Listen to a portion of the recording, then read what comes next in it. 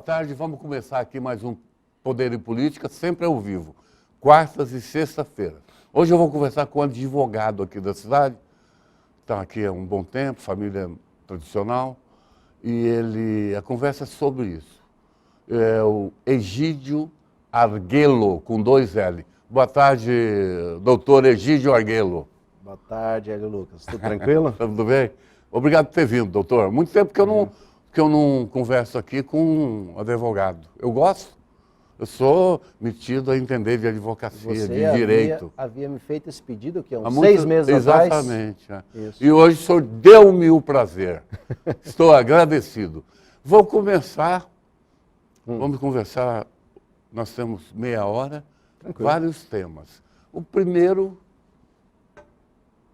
o senhor foi escolhido pelo prefeito Reni Pereira para defendê-lo neste rumoroso processo da Operação Pecúlio.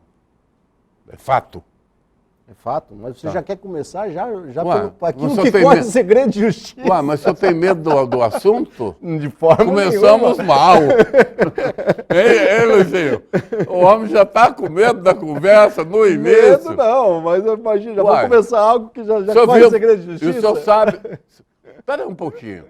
Vamos organizar essa conversa. Vamos. Segredo de justiça aonde, doutor Egídio? Determinado O Tribunal Federal da 4ª Região, o seu cliente, provavelmente o senhor, pediu segredo de justiça, o tribunal declinou, falou que não. De forma nenhuma. Ora, doutor, tá vindo tem muitos advogados nos assistindo nesse Com instante. certeza. Está em segredo de justiça? Claro, muitas coisas dentro do processo estão em segredo de justiça, que foram liberadas algumas partes só do processo. E por que que os grampos... É um processo de quase 15 mil páginas. Nós sabemos, mas está em segredo de justiça? Continua. Então ninguém pode falar nada da pecúlio? Não pode, só que não pode exarar alguns detalhes dentro do processo. Não, porque até, vamos lá. Mas o genérico, sim. Ué, doutor, a maior rede de televisão do país, não vou falar o nome porque eu não vou fazer merchandising aqui da minha concorrente, mas é disparada a maior do país, publicou parte dos grampos da pecúlio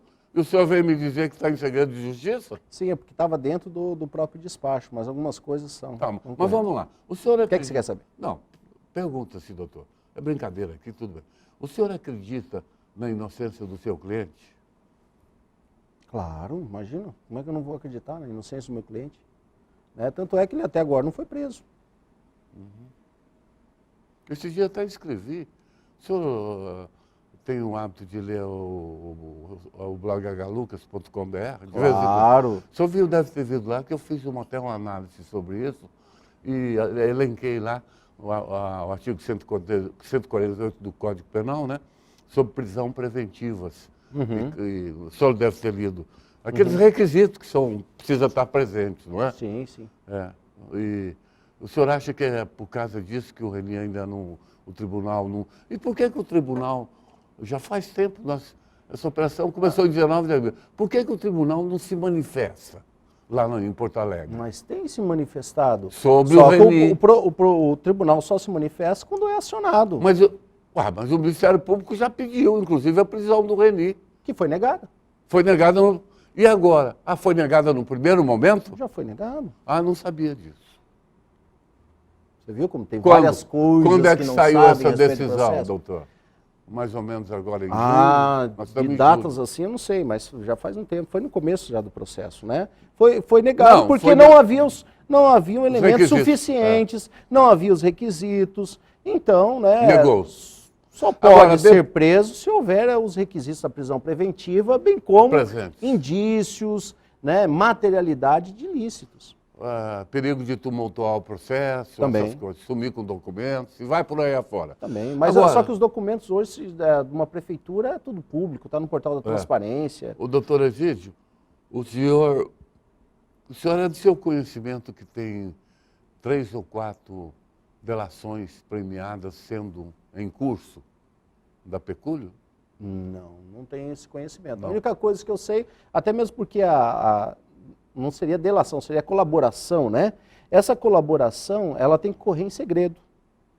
Então, se está vazando isso daí, eu acho estranho. Um minutinho aqui, que eu vivo aprendendo e morro sem saber nada. Quer dizer que não é delação, é colaboração? Colaboração. Do verbo colaborar? Isso, é questão de nomenclatura. Mas vamos considerar que seja a mesma delação coisa. premiada, né, doutor? Isso, tem uma lei que o sujeito... Aliás, as chamadas delações premiadas surgiram para o Brasil varonil através da Lava Jato, né? Foi ali que ficaram mais conhecidas, né? Porque o Sérgio Moro tem usado muito os investigadores, ou não. Isso, que ficou mais conhecido foi depois da Lava Jato. Lava Jato. É uma lei que regulamenta, né, doutor? Uma lei. O senhor acha interessante essa lei? Olha, em partes eu até concordo. Né? Eu acho que a colaboração premiada ela é bem-vinda, mas não na forma e no perfil, no padrão que nós temos hoje. A colaboração premiada, ela tem que vir quando nós temos um réu solto, tá? Que não está sofrendo qualquer tipo de pressão, a não ser aquela pressão no seu íntimo, né? Aquela questão de caráter, olha, né? Eu me sinto constrangido pelo aquilo que eu fiz, eu quero colaborar com a justiça, né? E eu quero, né, com essa colaboração, citar outros nomes, trazer em provas, trazer a elucidação, várias questões processual. Porém, quando uma pessoa sofre qualquer tipo de constrangimento, essa delação eu entendo que fica um pouco prejudicada. Agora você imagina, né? Você é um pai de família, tudo acontece, você se envolver em qualquer questão, e às vezes, por motivos outros, sai a tua prisão.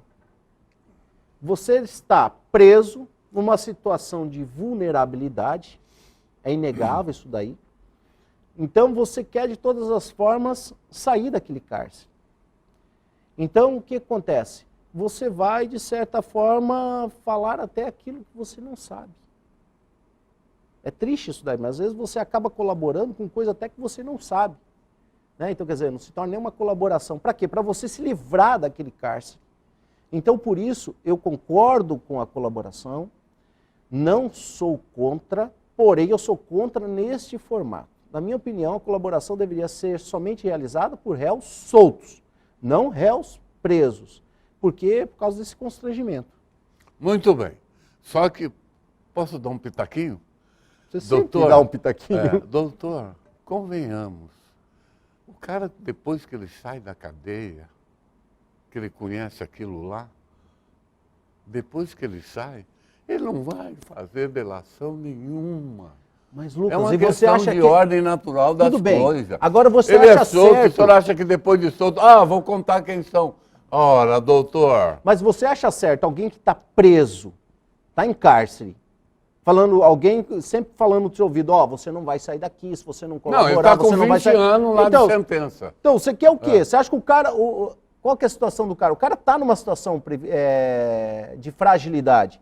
Então, se a pessoa pega e toma uma atitude dessa, ele estando preso, eu não sou a favor. Agora, daqueles que são réus soltos, né, ou são indiciados, seja qual for a situação dele. Aí é difícil. Aí é outra situação. Aí é como eu vou dizer, aí a pessoa... Só que isso tem que partir do íntimo da pessoa, no momento de sobriedade, da pessoa ter todas as condições de pegar e fazer essa colaboração. Agora, sob pressão, senão vamos partir para o processo inquisitório, que era desde a época dos regimes feudais lá. Tá, muito bem. Muito bem.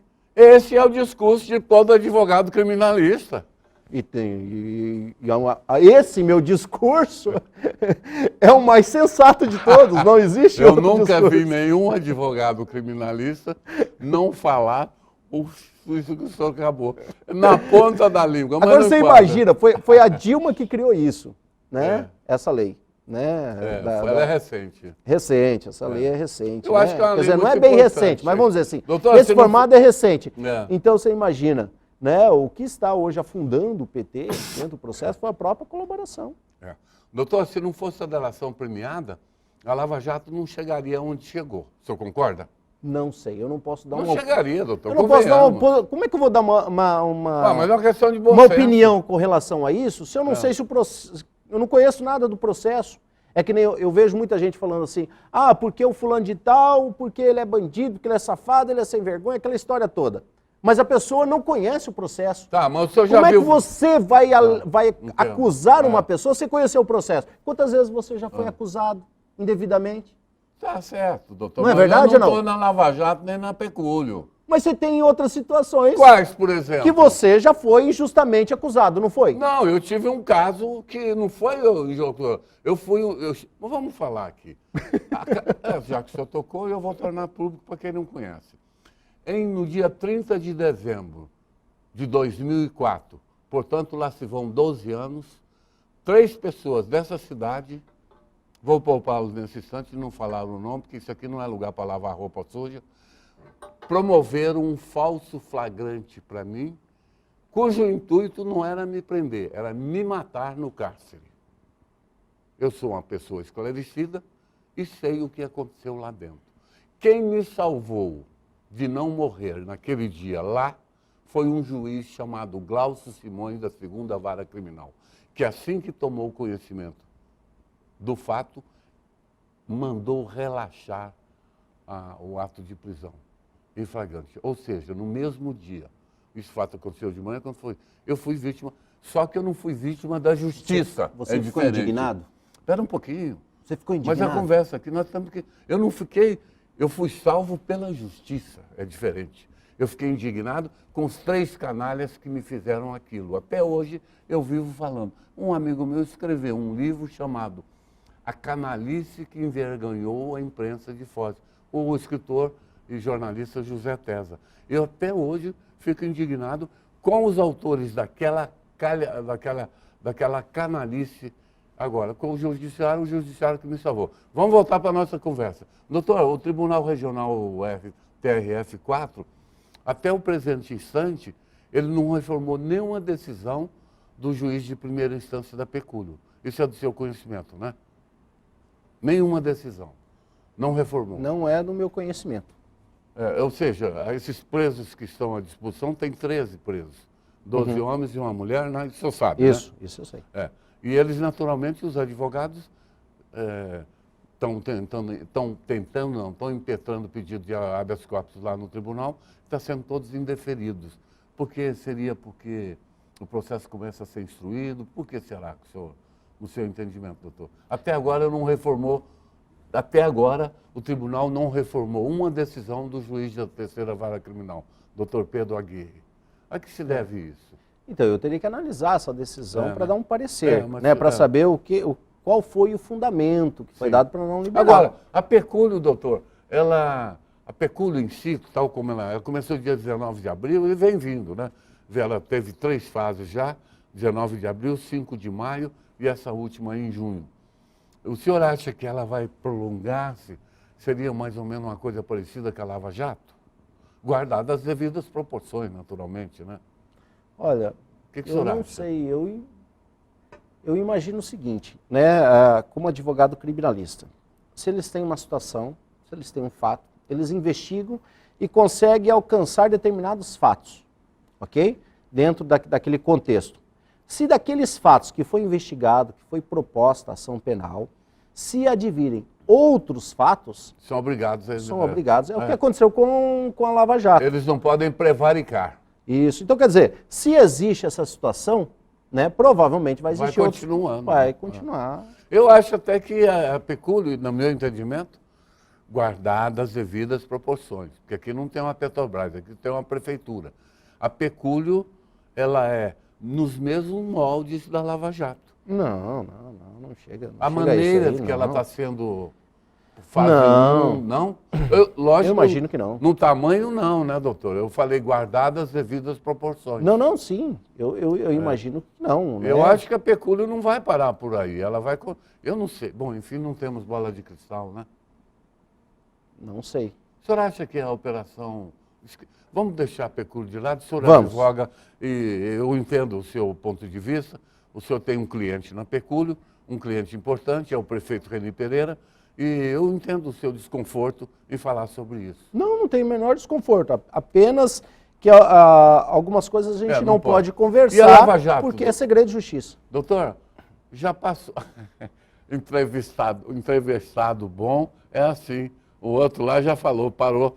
Primeiro bloco, doutor, viu como é que é rápido? Rápido. Conversando com Egídio Arguello, advogado, atua mais na área criminal. Vamos para o intervalo e voltamos.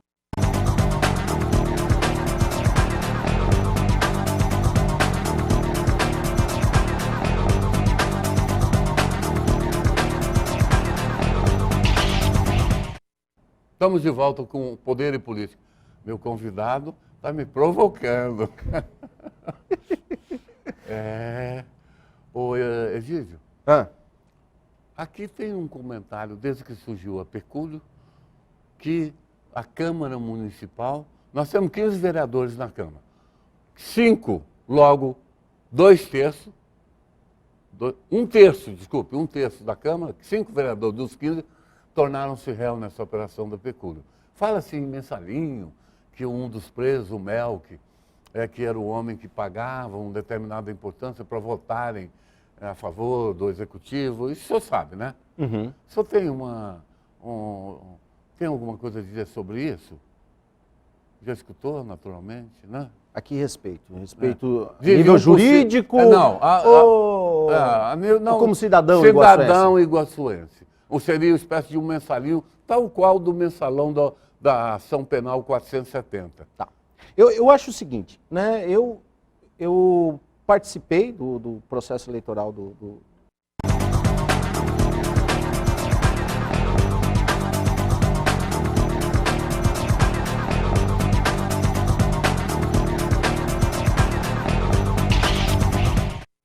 Estamos de volta com Poder e Política. Meu convidado está me provocando. Ô, Egídio, aqui tem um comentário, desde que surgiu a Pecúlio, que a Câmara Municipal, nós temos 15 vereadores na Câmara. 5, logo, 2/3, um terço da Câmara, 5 vereadores dos 15, tornaram-se réu nessa operação da Pecúlio. Fala-se em Mensalinho, que um dos presos, o Melk, que era o homem que pagava uma determinada importância para votarem a favor do executivo. Isso o senhor sabe, né? Uhum. O senhor tem tem alguma coisa a dizer sobre isso? Já escutou, naturalmente, né? Aqui respeito. Respeito nível jurídico como cidadão iguaçuense. Ou seria uma espécie de um mensalinho, tal qual do mensalão da ação penal 470. Tá. Eu acho o seguinte, né? Eu participei do processo eleitoral do atual prefeito, Reni, né? E depois eu fiquei afastado, né? Mas eu percebi o seguinte, né? Dentro do contexto político de Foz do Iguaçu, todos os vereadores eram situação, com exceção do Bobato. Isso. Do Bobato, era o único. Foi dito isso aqui. Então, todos eram situação. 14 eram. Todos eram situação. Todos estavam com o Reni, todos apoiavam o Reni, todos se mantiveram junto com o Reni. Até recentemente. Até recentemente. Até recentemente. Continue. Então, agora, né, mudou a situação. Mudou a situação como? Após o último pleito eleitoral. Né, que nós tivemos as eleições para deputado, para presidente, tudo. Deu uma mudada, né? Deu uma mudada, claro, porque alguns vereadores, né, angariavam e buscavam um certo apoio, né, político, talvez não receberam conforme gostariam de receber. Muito bem. Terminou a sua... Sim. Doutor, hoje o principal jornal da cidade estampou na capa uma pesquisa. Segundo eles, ela será publicada hoje, amanhã e depois de amanhã. Será em 3 etapas. Uhum. Isso é bom porque estimula a circulação, vende-se mais exemplares, né? E a pesquisa foi realizada por aquele Instituto Consulta do senhor Cossar. Uhum. Sabe quem é, né? Sim. Trabalhou com o Paulo 8 anos, trabalhou com o Reni. Conheço. Ele tem pesquisa. E ele fez uma pesquisa. Uma coisa curiosa que me chamou a atenção, eu sou um observador das coisas de Foz do Iguaçu. Eu fico observando. E depois eu acabo escrevendo, falando. Às vezes até falando demais. Não, eu queria falar um pouco mais. Doutor, vamos ao que interessa. O COSAR fez uma pesquisa sobre... Lá vamos nós de novo para pecúlio. Vamos de novo, pecúlio. Não, mas a pesquisa é sobre a pecúlio. O senhor não soube? Tá, não viu na capa do jornal? Não tive lê acesso aquilo, hoje. não? Não, lê, hoje não li. Não era a sua leitura diária, a Gazetinha? Sim, mas hoje não. Tá, ele fez uma pesquisa, doutor. E a pesquisa foi massacrante em cima do seu cliente. 92%, segundo os dados que está lá, acredita que o Reni é culpado, essas coisas todas. Agora, onde eu quero chegar, na verdade? É uma pesquisa que foi feita. O autor é absurdo fazer uma pesquisa dessa. Assim, mas foi feita, é. O autor da pesquisa, é isso que eu quero que o senhor analise. Eu vou levantar a bola. Sim. O autor da pesquisa... Não é um denunciado? Ele é réu no processo da pecúlio. Uhum. Quer dizer, uma pessoa que é réu nesta operação faz uma pesquisa sobre a operação. Mas a única coisa que ele faltou perguntar, será que eu sou inocente na pesquisa? O que o senhor acha disso? Da mesma forma. Então, agora eu já vou mudar... Aliás, eu estou citando o COSAR aqui por uma questão de elegância e de demonstrando seriedade desse programa, né? Pessoas importantes vêm aqui conversar comigo. E o senhor que naturalmente vai tomar conhecimento, o senhor COSAR, professor, né? Ele sinta-se convidado a vir sentar comigo, me dar o prazer de vir conversar comigo. Uma ótima pessoa. Sem dúvida. Mas ele é réu na Operação Pecúlio e fez uma pesquisa sobre a Operação Pecúlio. Interessante, né? Os vereadores que estavam... da CPI. Da CPI, que estavam tão... Tem um réu também, o Ledílio. Então, acho engraçado. É o relator. Quem é o relator? Que é o relator. Agora, vamos dizer o seguinte. Você é vereador. Como é que você vai afastar um prefeito?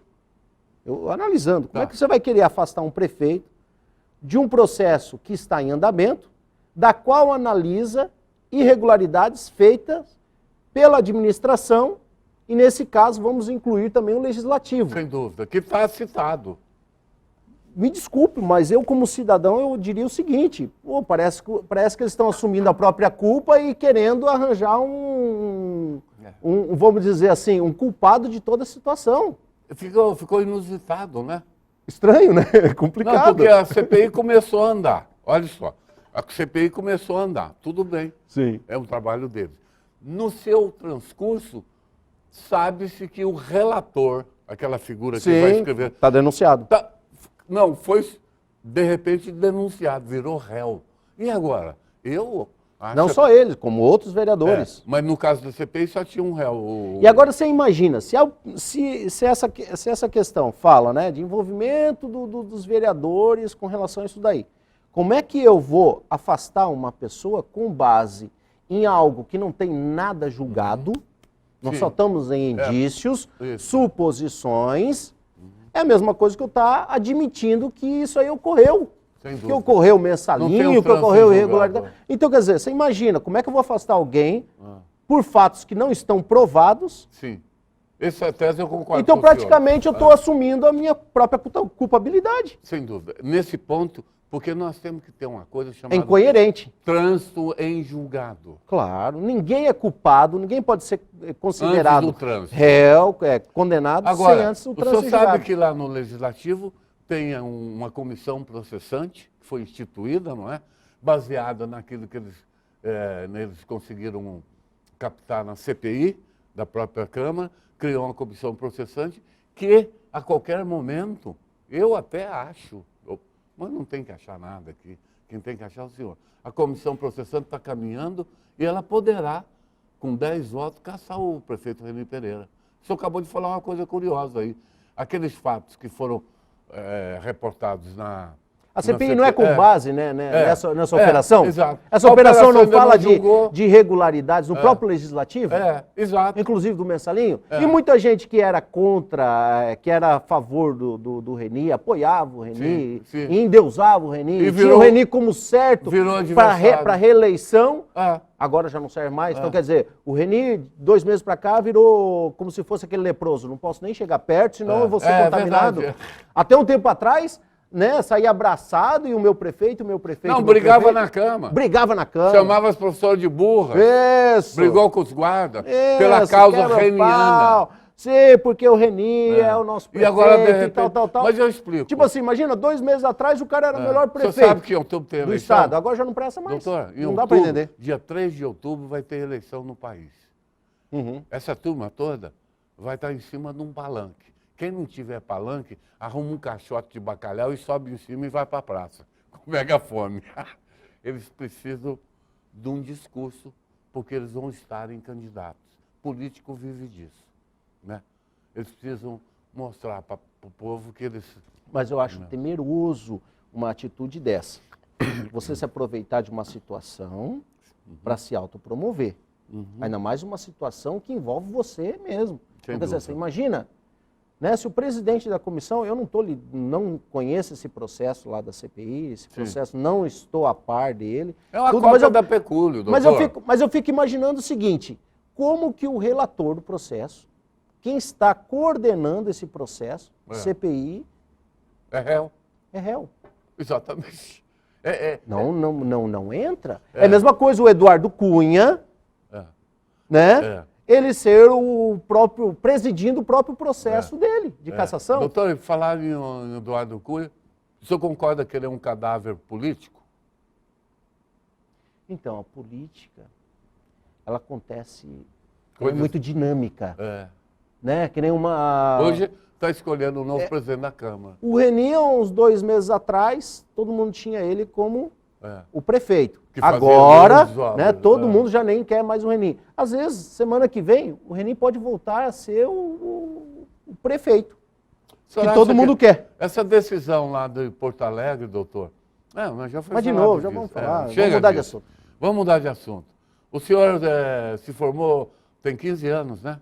15 anos, prata da casa. Seu pai é oficial de justiça? Oficial de justiça. Já me intimou um monte de vezes. Culpa tua. Eu sempre digo, Luizinho, jornalista bom é jornalista que é processado. Só não é processado colunista social. Eu não sou colunista social. Mas talvez você não fica puxando o saco dos outros. Exatamente. Você só pega com os outros. Exídio, só perde? Como é que é? Perde? Mas vai, continua. Meu convidado está muito... Exídio, o senhor é filiado a algum partido político? Não, nenhum. E não tenho pretensões eleitorais e nem eleitoreiras. Tá. O senhor é... Eu atuo apenas como profissional. Advogo na área eleitoral também. A sua área... A senhora vai na área eleitoral também? Também. Eu vou pedir sua opinião sobre um fato curioso. O Renan, veio um desembargador aqui, meu último convidado, o Marcelo Gobo, você conhece ele? Claro, foi meu professor. Eu vou fazer, Sumidade. Fiz uma pergunta para ele e fazer para você também. O Renan Calheiros desengavetou um projeto de lei no Senado, que é aprovar, que é para proibir excessos de delegados federais, civis, promotores federais, estaduais, juízes, desembargadores, excessos, tipo assim, exceder na dose, né? Carregar na tinta, por exemplo, prender um cidadão qualquer sem excessos. E essa lei prevê até pena de, se casos condenados, de 4 anos e meio e tal. O que você acha de uma lei dessa se começar a vigorar? Eu acho o seguinte, o Estado... Acabou aqui. Acabou? Vai, continua. O próprio Estado já tem muitas leis que regulamentam essa questão. É só colocá-las em prática, né? Só colocá-las em prática. Eu vou chamar o senhor...